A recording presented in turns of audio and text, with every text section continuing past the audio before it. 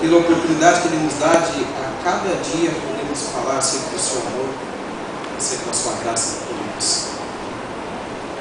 Eu digo para vocês, meus queridos irmãos, que eu não saberia dizer como seria a minha vida se eu não pudesse servir a esse Deus. Como seria a minha vida se eu não servisse a esse Deus? Eu digo a vocês que a maior satisfação que eu tenho é poder colocar o meu carro na estrada e pedir para que Deus me guie para onde Ele desejar. E sempre quando Deus tem me enviado para alguns lugares, eu tenho percebido que Deus tem colocado diante de mim pessoas que o amam, pessoas que têm um desejo especial de um dia se encontrar com Ele, pessoas que têm planejado a sua vida de tal maneira que um dia, quando Cristo voltar, serão levados com o nosso Salvador para as moradas celestiais. E eu louvo muito a Deus por isso. Trago junto comigo, mais uma vez, um abraço da Associação Paulista do Vale.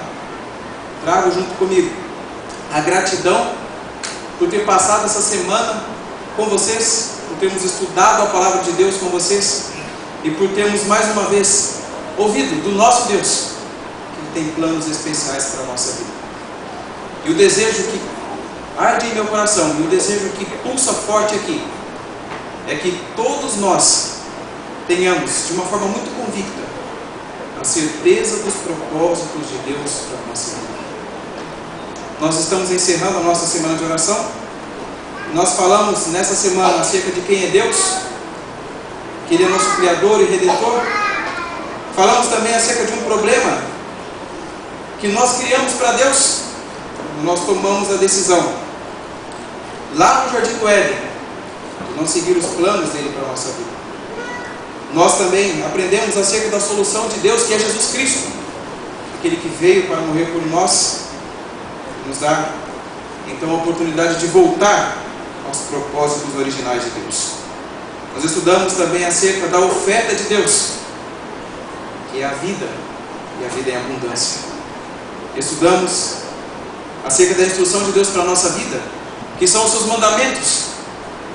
E da perspectiva judaica é completamente diferente da forma como nós, no Ocidente, interpretamos a palavra lei. Nós entendemos também acerca dos princípios de Deus e que Ele pede de nós, para que nós pratiquemos a justiça, para que nós pratiquemos a misericórdia e para que nós tenhamos amor. Ontem nós falamos acerca do cuidado de Deus por nós. E nesse cuidado, Ele pede especialmente para que nós não andemos ansiosos em nossa vida. E hoje eu gostaria de encerrar falando acerca da grande decisão que Deus espera de cada um de nós. E essa decisão, meus queridos irmãos, eu adianto para vocês. É a decisão de ir com Jesus, morar no céu, no lar da eterna felicidade. Então eu gostaria de falar um pouquinho a respeito de uma passagem bastante conhecida por todos nós, que provavelmente você que já deu estudo bíblico alguma vez, mencionou essa passagem para alguma pessoa, e você que já fez ano bíblico alguma vez, já passou por essa passagem, ou ainda que você não tenha lido toda a Bíblia, eu acredito que você já tenha se deparado com essa mensagem, talvez ouvindo-a pelos lábios de algum pregador, ou talvez abrindo a Bíblia e selecionando algum texto. João, capítulo 14, versículos 1 a 3. João, capítulo 14, versículos 1 a 3. Diz assim: Não se turbe o vosso coração. Credes em Deus, crede também em mim. Na casa de meu pai há muitas moradas.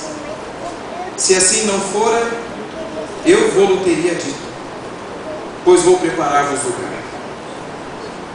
E quando eu for e vos preparar lugar, voltarei e vos receberei para mim mesmo, para que onde eu estou, estejais vós também. Queridos, essa promessa da palavra de Deus tem motivado a vida de muitas pessoas durante os últimos 2000 anos de nossa história. Essa promessa proferida pelos lábios daquele que a Bíblia diz que nos amou primeiro, tem sido o fator catalisador de nossa fé. Tem sido aquilo que tem feito-nos permanecer firmes no caminho que Deus estabeleceu. E de fato, meus queridos irmãos, na medida em que esse mundo se aproxima do clímax da sua história, essa promessa para aqueles que de fato têm tido o Senhor na direção de seus passos, faz brotar uma esperança que ser humano nenhum pode viver destituído da presença de Cristo em sua vida. E louvado seja Deus, porque essa promessa, ela faz parte de nossa vida. No ano de 2008, eu fui fazer um evangelismo na cidade de Biúna. Eu não sei se alguém aqui conhece a cidade de Biúna. A cidade de Biúna ela faz divisa com a cidade de São Roque, onde a nossa igreja tem uma clínica adventista ali em São Roque, Viva Natural. E eu fui visitar uma irmã da nossa igreja, chamada Iraci. Ela é mãe de um grande amigo meu, que na época ele era um obreiro bíblico naquela cidade e hoje ele exerce o seu ministério na Associação Paulistana. A dona Iraci, ela era uma mãe zelosa, uma esposa cuidadosa.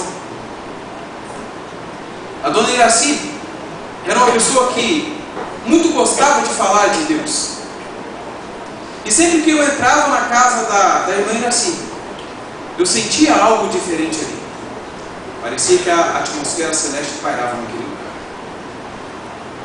Mesmo não tendo todos os seus filhos na igreja, os seus filhos eram tementes a Deus. O seu esposo, o seu Claudinho, um marido dedicado, amigo. E quando eu olhava para a vida da irmã Iraci, parecia que ela não tinha problemas. Parecia que ela não trazia nenhuma luta em seu coração. Mas uma vez, sentados, conversando, ela me disse algo muito interessante. Ela me conta que toda a orientação que recebeu de seu pai, ela procurou praticar. E por causa disso, colheu muitos resultados positivos. Ora, a Bíblia nos diz que nós devemos ensinar as nossas crianças no caminho que elas devem andar. E a Bíblia também diz que quando elas crescerem, elas não se desviarão deles. Óbvio que Deus sempre respeita a nossa liberdade de escolha. Mas ela dizendo para mim que o pai dela, durante muitos anos, foi um líder da igreja adventista do sétimo dia. Que durante muitos anos ele serviu a Deus e pregava a respeito da volta de Jesus a esse mundo com convicção. Pregava a respeito da volta de Jesus a esse mundo com alegria, porque acreditava que muito em breve o seu Salvador iria voltar. E ela cresceu ouvindo o seu pai falando acerca desse tema que é tão fundamental para a nossa vida como cristãos. Porém, em determinado dia, quando estava esperando o pai chegar ali do trabalho, feliz, seu pai entra, chama os filhos na sala e diz algo que chocou toda a família. Ele disse: a partir de hoje, eu não sou um adventista do sétimo dia.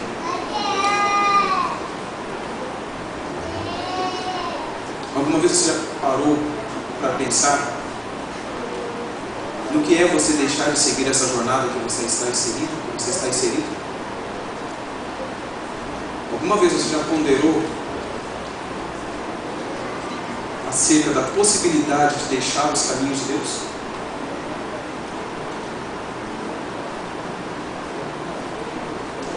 Para aquelas crianças, para aqueles jovens, aquele homem que sempre foram uma referência espiritual e religiosa no lar, nunca deixaria os caminhos de Deus. Mas naquela sala, naquele dia, ele proclamou para toda a sua família que a partir de então não seria mais um adventista do sétimo dia. E quando questionado acerca do motivo pelo qual tomar essa decisão, a sua resposta foi: porque eu me cansei de esperar Jesus voltar. Meus queridos irmãos, eu acredito que você tenha lutas em sua vida. Eu acredito que talvez alguma vez em sua vida você achou difícil esse caminho. Eu imagino que talvez em sua vida você tenha enfrentado desafios tão grandes que chegou a ponderar acerca dessa possibilidade que todos os dias se encontra diante de nós. Todos os dias. Você sempre terá essa possibilidade diante de você. A de deixar os caminhos de Deus. A de desviar-se. A de se lembrar das coisas passadas. E quem sabe até mesmo sentir saudades delas. Jesus Cristo, prevendo a luta que os seus discípulos enfrentariam, prevendo o desterro pelo qual eles deveriam passar, pouco antes de ser entregue nas mãos daqueles que tirariam a sua vida, sabendo a dimensão da luta, a dimensão do desafio que aqueles homens, que durante alguns anos estiveram ao seu lado, passariam. Ele então profere essas palavras: não se preocupem, não se turbe o vosso coração. E de fato, meus queridos irmãos, a única força que nós temos para permanecermos com o nosso coração tranquilo nessa nossa jornada, para permanecermos com a nossa mente em paz, é confiando em Deus. Credes em Deus. Nunca se esqueçam disso. Tu conservarás em perfeita paz os propósitos daquele que confia em ti, parafraseando.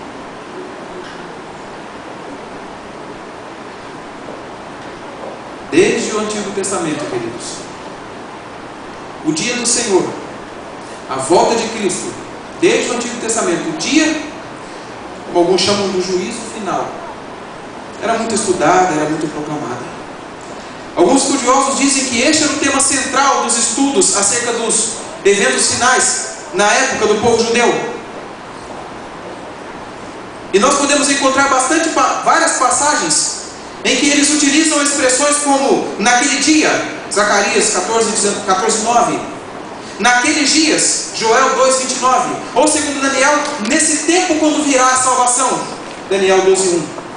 O dia do Senhor é aguardado como um acontecimento decisivo na história, com mudanças tanto no nível sociopolítico como no nível histórico.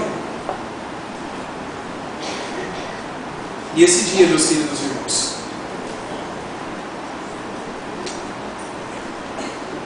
esse dia será um elemento pontual na história da humanidade. No passado, alguns disseram que a volta de Cristo seria nada mais do que a proclamação do seu Evangelho. No passado, alguns diziam que a ressurreição de Cristo não era nada mais do que a proclamação do Evangelho de Cristo. No passado, algumas pessoas diziam que Cristo não irá voltar da maneira como a Bíblia apresenta para nós, da maneira como a Bíblia fala, mas sim a ressurreição de Cristo e sua volta a este mundo nada mais é do que a transformação que o Evangelho pode causar em nossa vida. Muito bonito, discurso muito bonito, porém completamente desprovido da realidade da palavra de Deus. A Bíblia nos ensina que esse acontecimento será um acontecimento histórico. A Bíblia nos ensina também que este evento será um evento culminante. nos ensina que esse será um dia de juízo. Porém, meus queridos irmãos, a Bíblia também nos ensina que Deus escolheu um povo específico, que Deus escolheu um remanescente, e não escolheu pelos méritos desse próprio remanescente, porque em nós não há mérito nenhum. A palavra de Deus diz que não há um justo sequer que faça nada. Mas Deus diz que na terra há um povo que há de aguardá-lo, há um povo que há de viver com convicção todas as verdades apresentadas na sua palavra. E entre essas verdades encontra-se a realidade de que de fato Cristo irá voltar a este mundo. O significado da palavra remanescente pode ser pouco, um pouquinho, um resíduo. Amós ele descreve o remanescente como 2 pernas e um pedacinho de orelha resgatados da boca de leão. Interessante. 2 pernas e um pedacinho de orelha resgatados da boca do leão. Amós 3:12. Também como um tição arrebatado, arrancado da fogueira. Amós 4:11. Para o profeta Isaías, restaram apenas 2 ou 3 azeitonas após sacudir a oliveira. Um pouquinho, o restinho, o pedacinho da orelha, quem sabe. Mas esse pequeno remanescente, que também é considerado como um toco de árvores derrubadas, surgirá uma nova humanidade. Esse pequeno remanescente é o povo que Deus tem guiado durante todos os anos da história, que no final das contas olhará para o céu e abraçará o seu Salvador. No Novo Testamento, meus queridos irmãos, há a confirmação daquilo que os homens do Antigo Testamento, os profetas de lá de trás, já diziam. E o Novo Testamento declara que este reino, ele é um reino transcendental que há de ser inaugurado quando Cristo voltar a essa terra. É bem verdade que o próprio Cristo diz que o reino dele já chegou para nós. E o que chegou para nós é o reino da graça de Cristo. E essa graça está aberta. E essa porta ainda encontra-se aberta. Esse reino de graça, neste reino de graça, ainda temos a oportunidade de recebermos essa salvação que Ele nos propõe. Esse reino de graça, meus queridos irmãos, todos nós podemos decidir caminhar ao lado do nosso Salvador. A Bíblia diz que Ele é um reino espiritual, que é um reino futuro.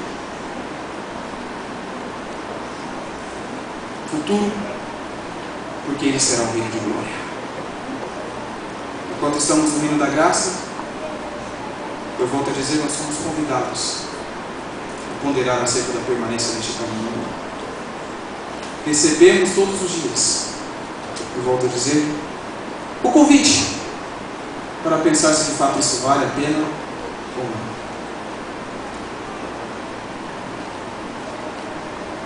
E mesmo que nós não sentemos na escrivaninha de nossa casa, mesmo que nós não dediquemos um tempo para ponderar acerca dessas coisas, mesmo que você talvez diga, eu não tenho pensado nisso, saiba que a cada decisão tomada, saiba que a cada pensamento, saiba que a cada palavra proferida, você está decidindo se está no caminho do reino, você está preferindo permanecer nessa terra. Não há meio termos para Deus, meus queridos irmãos. Não há. Não podemos ficar em cima do muro. No final das contas, será uma coisa ou será outra. Não há como decidir pelas duas. E não há como decidir ficar no meio do caminho e desfrutar, quem sabe, um pouquinho de uma coisa ou de outra. Nós temos de tomar a nossa decisão. Existiu um grande teólogo luterano chamado Rudolf Bultmann. Esse teólogo, a forma como ele apresentava suas conclusões teológicas correspondiam muito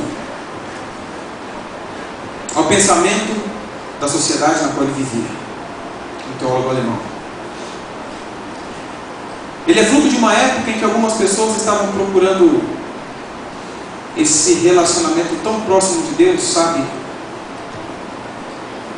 E que equivocadamente leva as pessoas para o emocionalismo apenas. Porém, nessa época, quando tinha algumas pessoas dizendo que de fato nós temos que ter esse encontro com Deus, e o que a Bíblia diz serve para que o autor da Bíblia diz apenas: nós temos que buscar o nosso encontro, e o que Deus disser para nós é isso que vale, em palavras simples. Ele então diz: olha, Deus é transcendental, Deus está muito além.